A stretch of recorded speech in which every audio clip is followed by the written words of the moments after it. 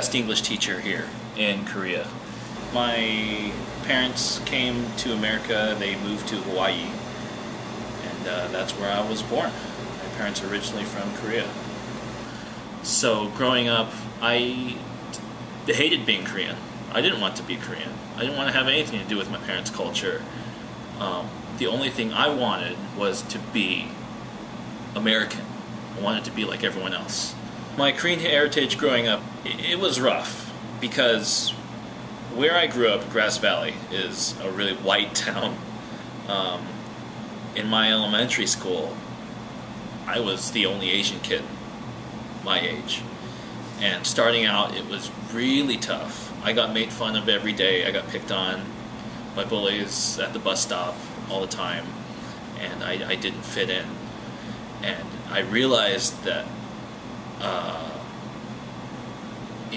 it's because I'm different from everyone. I look different. I didn't feel different. I was born in America, just like them, but I look different.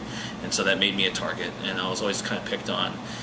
And because of that, I resented my parents, and I resented just the fact that I was Korean. I didn't want to be Korean. I can never deny the fact that I was raised by a Korean mother. Have I enjoyed my time in Korea? Yes, most definitely. This has been one of the craziest experiences of my life. It's definitely been an eye-opening experience. It's definitely one of the coolest things that I've ever done. I don't do crazy stuff. I don't do that. I'm not much of a traveler. I like sticking around at home and hanging out with my friends. If you know me, I'm not that kind of person to just leave. But that's what I did. It's definitely brought me closer to understanding who I am. It's not. I can no longer really. I can't really deny the fact that I'm part Korean, even though I'll always identify myself as American, being born and raised American.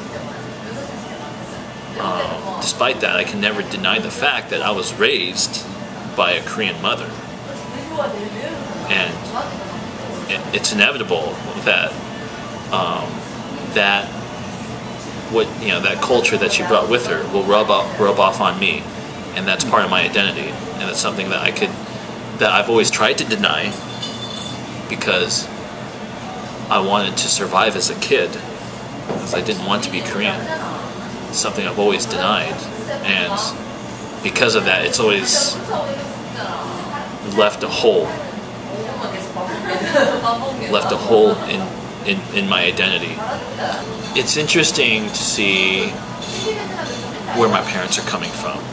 It gives me insight to their perspective, because this is the world that they came from. I definitely understand now a lot of why my mom behaved the way she did when I was living with her, when I was growing up. I've always thought of it as my mom just being an annoying mom. But after coming here, I've come to realize that it's my mom just being a Korean. Living my life as an ethnic minority in America, it's interesting to come to a country where I'm like everyone else, and I feel like nothing's different. It showed me that we, despite being two totally different countries, we have a lot more in common with each other than I had originally thought. My original thought was Korean people are Korean people, American people are American people, Japanese people are Japanese people. We're all different. We all have our own set of rules and culture. The thing that's opened my eyes the most coming here was finding out just how much we have in common with one another. People are people. No one is above, getting embarrassed. No one is above getting frustrated at work.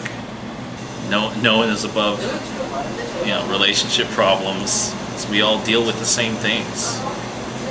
The time when I felt most like a foreigner since I've been here was probably the first day I got here. Getting off the plane and coming out of the airport and seeing a huge billboard of Pierce Brosnan. And like some Korean advertisement. I'm looking at that, I'm like, yeah, I'm in Korea.